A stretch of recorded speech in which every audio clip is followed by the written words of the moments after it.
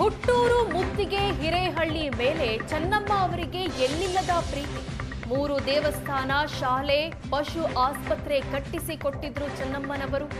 ಹುಟ್ಟೂರಲ್ಲಿ ಚೆನ್ನಮ್ಮ ಅವರನ್ನ ನೆನೆದು ಸಂಬಂಧಿಕರು ಭಾವುಕರಾಗಿದ್ದಾರೆ.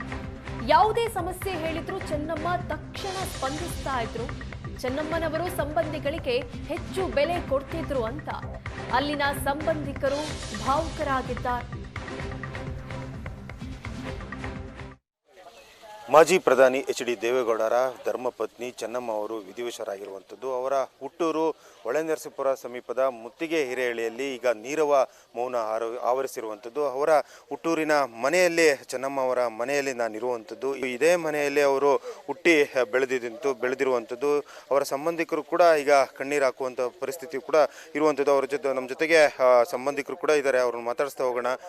ಅಮ್ಮ ಬರ್ತಾ ಇದ್ರ, ವರ್ಷಕ್ಕೊಂದ್ಸತಿ ಬರ್ತಾ ಇದ್ರ? ಅವ್ರನ್ನ ಈಗ 2 ಸಲ ಬರೋರು ಪಕ್ಷದಲ್ಲಿ ಮತ್ತೆ ಜಾತ್ರೆನಲ್ಲಿ. ಅವ್ರು ಬಂದು ಮಾಡಿ ಎಲ್ಲ ಮುಗ್ದು ಹೋದ್ಮೇಲೆ ಆಮೇಲೆ ನಾವು ಮಾಡ್ತಾ ಇದ್ದಿದ್ದು.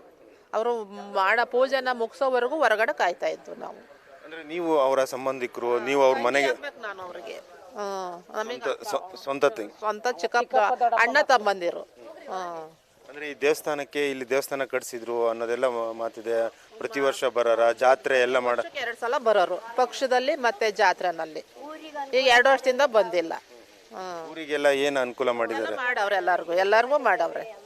ಎಲ್ಲರೂ ಪಾಪಕ್ಕ ಅಂತಿರ್ಲಿಲ್ಲ, ಎಲ್ಲ ಚೆನ್ನಮ್ಮ ಅಂತಿರ್ಲಿಲ್ಲ, ಅಜ್ಜಿ ಅಮ್ಮ ಅನ್ನೋರು ಎಲ್ಲ. ಏನೆಲ್ಲ ಕೆಲಸ ಮಾಡಿದ್ದಾರೆ ಅಂದ್ರೆ ಈ ಊರಿಗೆ? ಅವರು ಹುಟ್ಟಿ ಬೆಳೆದಿದ್ದ ಊರು, ಸ್ಕೂಲು, ದೇವಸ್ಥಾನ, ಇಲ್ಲೊಂದು ಕಾಲಭೈರವ ದೇವಸ್ಥಾನ ಐತೆ, ಅಲ್ಲೊಂದು ಮುತ್ತರಾಯ ದೇವಸ್ಥಾನ ಐತೆ, ಎಲ್ಲನೂ ಮಾಡಿಕೊಟ್ಟವ್ರೆ. ಅಂದ್ರೆ ಈ ಗ್ರಾಮದಲ್ಲಿ ಯಾವುದೇ ಸಭೆ ಸಮಾರಂಭ ಅಂದ್ರೆ ಯಾವುದೇ ನೋವು ಕಷ್ಟ ಎಲ್ಲದಕ್ಕೂ ಬಂದು ಹೋಗಾರೆ ಹೇಗೆ? ಎಲ್ಲಕ್ಕೂ ಬರೋರು. ಮತ್ತೆ ನಮ್ಮ ಊರವರು ಏನಾರು ಆಯ್ತು ಅಂದ್ರೆ ಅಲ್ಲಿಗೆ ಹೋಗೋರು. ಅವ್ರು ಹೋದವ್ರನ್ನೆಲ್ಲರೂ ನಿಭಾಯಿಸಿ ಕಳಿಸೋರು. ಅಂದ್ರೆ ಯಾರೇ ಅಂದ್ರೆ ಈ ಊರಿಂದ ಯಾರೇ ಹೋದ್ರು ಕೂಡ ಅವರೇ ಅಡುಗೆ ಮಾಡಿ ಊಟ ಬಡಿಸೋರು, ಆ ಥರದ್ದೆಲ್ಲ? ಆಳುಗಳ ಊಟ ಇಕ್ಕಿಸ್ತಿತ್ತಿಲ್ವಂತೆ. ಇವ್ರ ಹೆಣ್ಮಕ್ಳನ್ನ ಕರೆಯರಂತ, ಬನ್ನಿ ಅವ್ರಿಗೆ ಊಟ ಬಡಿಸಿ ಅಂತ. ತಾನು ಸೆರ ಕಟ್ಕೊಂಡು ತಾನು ಹೋಗಿ ಬಡಿಸೋದಂತೆ. ಅಂದ್ರೆ ಚೆನ್ನಮ್ಮ ಅವರ ತಾಯಿ ಕೂಡ ಇಲ್ಲೇ ಇದ್ರು. ಅವರು 2018ರಲ್ಲಿ ನಿಧನರಾದ್ರು.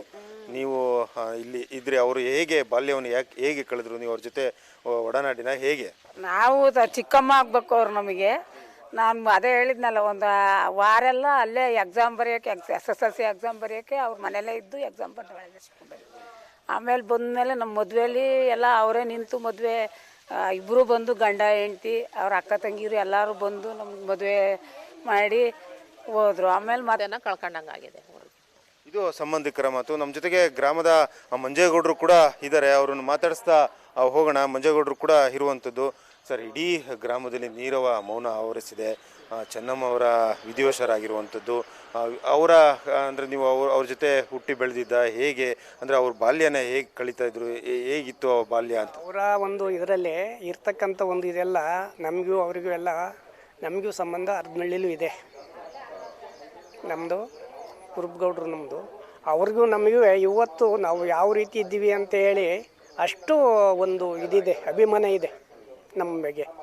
ನಮ್ಮ ಗ್ರಾಮದಲ್ಲಿ ಎಲ್ಲ ಕೆಲಸಗಳು ಮಾಡಬೇಕಾದ ಕೆಲಸಗಳೆಲ್ಲ ರೇವಣ್ಣರು ಅವರು ಎಲ್ಲ ಸೇರಿ ಎಲ್ಲ ಒಂದು ಇದು ಮಾಡಿದ್ದಾರೆ. ಅಂದರೆ ದೇವಸ್ಥಾನ ಕಟ್ಸಿದ್ದಾರೆ, ಶಾಲೆ ಕಾಲೇಜು ಎಲ್ಲ ಕಟ್ಸಿ ಎಲ್ಲ ನಡೆದಿದೆ. ಗ್ರಾಮದಲ್ಲೂ ಒಳ್ಳೆ ಒಂದು ಇದಿದೆ.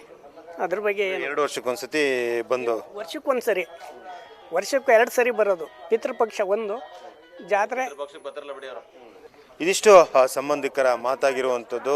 ಇಡೀ ಗ್ರಾಮದಲ್ಲಿ ನೀರವ ಮೌನ ಆವರಿಸಿರುವಂಥದ್ದು. ಕ್ಯಾಮರಾಮನ್ ಶ್ರೀಕಾಂತ್ ಜೊತೆಗೆ ಆಲ್ದೂರ್ ಕಿರಣ್, ಏಷ್ಯಾನೆಟ್ ಸುವರ್ಣ ನ್ಯೂಸ್, ಹಾಸನ.